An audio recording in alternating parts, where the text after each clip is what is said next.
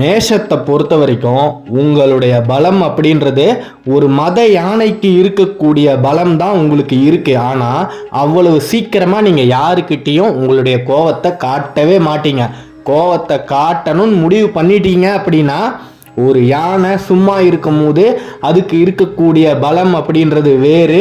அதே யானைக்கு மதம் பிடிச்சிருச்சு அப்படின்னா ஒரு மரத்தையே வேரோடு பிடுங்கி போடக்கூடிய அளவுக்கு சக்தி வாய்ந்தது. அப்பேற்பட்ட கோபம் உங்களுக்கு.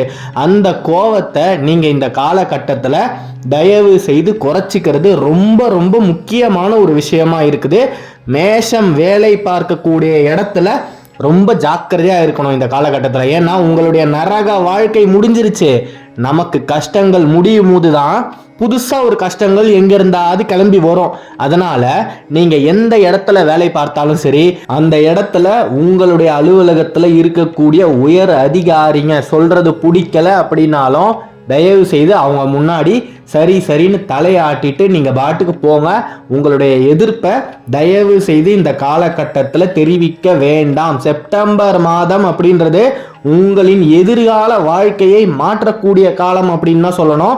வரக்கூடிய 2 மாதங்கள்ல நீங்க எந்த அளவுக்கு பொறுமையாகவும் நிதானமாகவும் செயல்படுறீங்களோ அது உங்களின் எதிர்காலத்தை நிச்சயமாக பிரகாசமாய் மாற்றியே தீரும். இதுல மாற்று கருத்தே கிடையாது. புதிய வாழ்க்கை மேஷத்துக்கு ஆரம்பிக்க போகுது. புதிய பிறவியே எடுத்தாச்சு அப்படின்னு தான் சொல்லணும். மேஷம் இது நாள் வரைக்கும் பட்ட கஷ்டங்கள் எல்லாம் உங்களை விட்டு விலக போகுது. சில பேரெல்லாம் நரகத்திலேயே வாழ்ந்துக்கிட்டு இருக்கிற மாதிரி நினச்சிக்கிட்டு தினம் தினம் கடமைக்குன்னு எந்திரிச்சு வேலைக்கு போகிறது என்னமோ வீட்டுக்கு வர்றது என்னமோன்னு இருந்துகிட்டு இருக்கீங்க. உங்களுடைய மனக்கவலை நிச்சயமாக இந்த காலகட்டத்தில் தீரும். முருகப்பெருமான வழிபட ஆரம்பிங்க. அந்த ஆறுமுகனின் வேல் மட்டுமே தான் உங்களை ரட்சிக்கக்கூடிய சக்தி படைத்தது அப்படின்றதுல மாற்று கருத்தே கிடையாது. வரக்கூடிய மாதத்துல உங்களால முடிஞ்சா முருகப்பெருமானோட திவ்ய ஸ்தலம் அது எதுவா இருந்தாலும் சரி அந்த ஆலயத்துல போய் உங்களுடைய காலை பதிச்சிட்டு வாங்க. வரும்போது நிச்சயமா நீங்க உங்க கூடவே முருகப்பெருமானோட அனுகிரகத்தை எடுத்துக்கிட்டு வருவீங்க. இதுல சந்தேகமே கிடையாது. முக்கியமா வேலை பார்க்கும் இடத்தில் ரொம்ப ரொம்ப பொறுமையை கையாள வேணும் அப்படின்ற விஷயத்த நான் இந்த இடத்துல ரொம்பவே ஆழமா அழுத்தி மறுபடியும் உங்களுக்கு ஞாபகப்படுத்தி சொல்றேன். உங்களுடைய சக ஊழியர்கள் கிட்ட ரொம்ப ஜாக்கிரதையா இருங்க. ஏன்னா நீங்க அந்த வேலையை பண்ணியே இருக்க மாட்டீங்க. அவங்க பண்ணிட்டு அந்த வேலை சரியா வரலை அப்படின்னா பழியை தூக்கி உங்க மேல போட்டுடுவாங்க. தப்பே பண்ணாததுக்கு தண்டனை அனுபவிக்கக்கூடிய சூழ்நிலை எல்லாம் கூட ஏற்படும் காலமாக தான் இது இருக்குது. அதனால எந்த அளவுக்கு ஜாக்கிரதையாகவும் சுதாரிப்பாகவும் இருக்கிறீங்களோ அந்த அளவுக்கு உங்களுடைய வாழ்க்கை நல்லா இருக்கும். எண்ணம் போல் வாழ்க்கை. உங்களை பொறுத்த வரைக்கும் யாருக்குமே எந்த கெடுதலுமே நினைக்காத ஒரு உள்ளம் அப்படின்னே சொல்லலாம். ஆனாலும் நீங்க ஏன் இவ்வளவு கஷ்டம் பட்டுக்கிட்டு இருக்கீங்க அப்படின்னா எல்லாமே உங்களுடைய கிரக கோச்சார பலன்கள் படிதான் நடந்துகிட்டு இருக்கு. நீங்க படுற கஷ்டத்துக்கு நீங்க காரணமே கிடையாது. உங்களுடைய வாழ்க்கை மாறிடுச்சு. இனிமே நீங்க நினைச்சது எல்லாமே ஒன்று ஒன்றா உங்களுக்கு நல்ல விதமா நடக்கும். நம்பிக்கையோட இருங்க. முக்கியமா ரொம்ப நாளா திருமணம் ஆகாம இருக்கக்கூடிய மேஷ ராசி அன்பர்களுக்கு இந்த காலகட்டத்தில் விவாக பாக்கியம் ரொம்ப அமோகமா இருக்கு. உங்களுடைய வாழ்க்கை சுபிக்ஷமா மாறப்போகுது. மேஷ ராசியில் இருக்கக்கூடிய மாணவர்கள் கல்வியை பொறுத்த வரைக்கும் உங்களுக்கு இனிமே ரொம்ப ஞாபக சக்திகள் அதிகமா இருக்கும். இந்த காலகட்டத்தில் தொடர்ந்து பல பரீட்சைகள்ல தோல்வியை சந்திச்சுக்கிட்டே வந்திருந்தாலும் வரக்கூடிய காலம் அப்படின்றது உங்களுக்கான காலம். நிச்சயமா நீங்க எதிர்பார்த்த மதிப்பெண்களை எடுக்க முடியும். ஏன்னா உங்களுக்கு ஞாபக சக்தி வரக்கூடிய செப்டம்பர் மாதத்திலிருந்து அதிகரிக்க போகுது. அப்படி இருக்கும்போது அந்த சூரியனை போல் பிரகாசமாக விளங்கியே தீர்வீர்கள். இதுல மாற்று கருத்தே கிடையாது. தயவு செய்து பெற்றோர்கள் பிள்ளைகள் படிக்கல அப்படின்னா அவங்கள எந்த விதமான ஒரு துர்வார்த்தைகளையும் சொல்லி மனசை கஷ்டப்படுத்திடாதீங்க. அவங்களுடைய காலம் நேரம் இப்படி இருக்கு.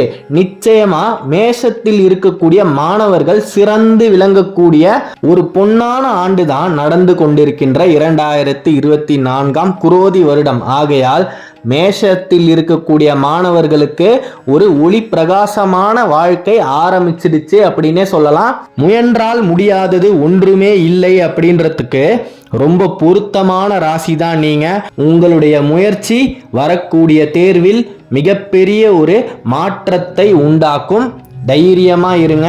மேஷ ராசியில் இருக்கக்கூடிய பெண்கள் செவ்வாய்க்கிழமை தோறும் தயவு செய்து உங்களுடைய இல்லத்துக்கு பக்கத்திலேயே இருக்கக்கூடிய ஏதாவது ஒரு முருகர் கோயிலுக்கு போய் ஒரு 10 நிமிஷம் அந்த முருகப்பெருமானை பார்த்து அந்த முருகன் கிட்ட உங்களுடைய அனைத்து பாரங்களையும் இறக்கி வச்சுட்டு வாங்க. உங்களுடைய வாழ்க்கை மாறுவதை நிச்சயமாக உங்களாலே கண்கூடா பார்க்க முடியும். உங்களுடைய குடும்பத்தில் இது நாள் வரைக்கும் இருந்த மனக்குழப்பங்கள் எல்லாம் கூட வரக்கூடிய மாதங்கள்ல கொஞ்சம் கொஞ்சமா அப்படியே மறைஞ்சு காணாம போயிடும். குடும்பத்துல ஒரு சந்தோஷமான நிலைமை வரும். உங்களுடைய பிள்ளைகள் சந்தோஷமா இருப்பாங்க. உங்களுடைய பெற்றோர்கள், அதாவது மேஷ ராசியில் இருக்கக்கூடிய பெற்றோர்கள் தொலை தூரத்துல இருப்பாங்க, அவங்களும் உங்களால சந்தோஷமா இருப்பாங்க. நீங்க நல்லா இருந்தீங்க அப்படின்னு சொன்னா உங்களை சுற்றி இருக்கக்கூடிய சுற்று வட்டாரமே சந்தோஷமான ஒரு நிலைமையை நிச்சயமாக அடைந்தே தீரும். வரக்கூடிய காலங்களில் பண வரவு ரொம்ப சேஷ்டமா இருக்கு.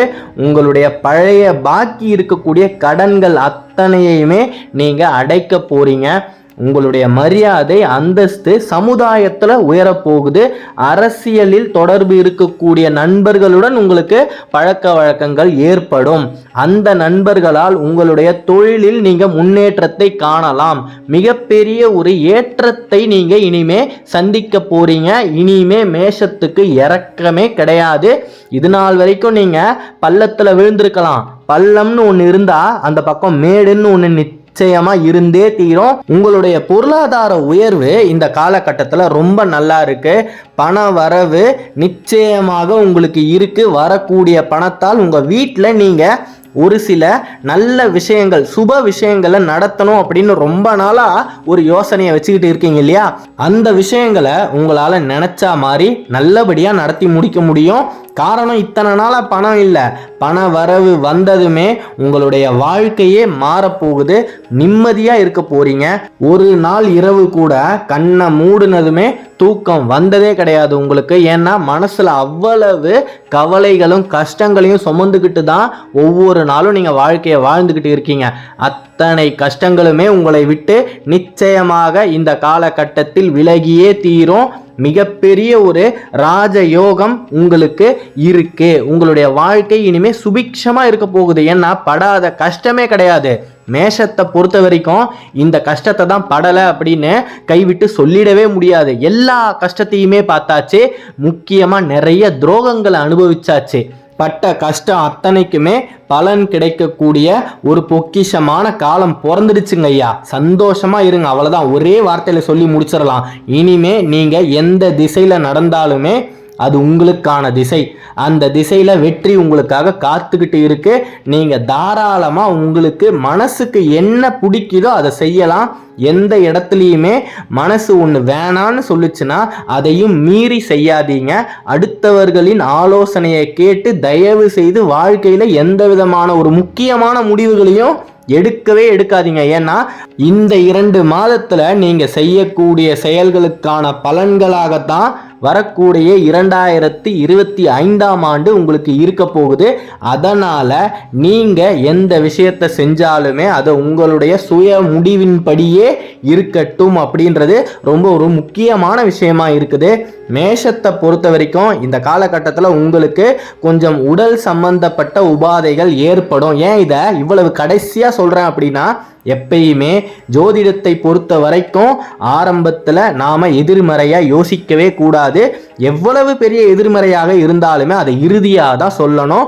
உங்களுடைய உடலில் நீங்கள் வயிற்று பகுதியிலையும் தலை பகுதியிலையும் கொஞ்சம் வலிகள் ஏற்படலாம். அதுக்கு நீங்கள் என்ன பண்ணணும் அப்படின்னா, குளிர்ச்சியான உணவுப் பொருட்களை தினமுமே நீங்கள் உணவாக எடுத்துக்கிறத ஒரு வழக்கமாக வச்சுக்கோங்க. தொலைதூர பயணத்தை நீங்கள் செய்யும் போது கொஞ்சம் ஜாக்கிரதையாக பண்ணுங்க. ஏன்னா உஷ்ணமான ஒரு காலம் தான் இது. சூரிய பகவானின் பிரகாசம் உங்கள் மேலே விழுது அப்படின்னா அவருடைய உஷ்ணமும் சேர்ந்தே தான் வரும். அதனால் மேஷத்துக்கு வரக்கூடிய காலம் பொக்கிஷமான காலம். தைரியமாக இருங்க, மன தைரியத்தோட வாழ்க்கையை எதிர்கொள்ளுங்க. நீங்கள் நினச்சது அத்தனையுமே உங்களுக்கு சாதகமாக தான் அமையும். உங்களுக்கு நாளும் நடக்கணும், அந்த நாளும் நல்ல விதமாக நடக்கணும் அப்படின்னு நானும் உங்கள் சார்பாக அந்த முருகப்பெருமான் கிட்ட பிரார்த்தனையை வைக்கிறேன். ஜெயம் உண்டாகட்டும். ஜெயிக்க பிறந்த ராசி தான் மேஷ ராசி. இனி தோல்வியே கிடையாது. அடுத்த காணொளியில் விரைவில் சந்திப்போம். மேஷ ராசியை பற்றி நீங்கள் தொடர்ந்து தெரிஞ்சுக்கணும் அப்படின்னா இந்த சேனலை சப்ஸ்கிரைப் பண்ணிக்கோங்க. வேலுண்டு வினையில்லை, மயிலுண்டு பயமில்லை. ஓம் சரவணபவ, ஓம் சரவணபவ. நன்றி.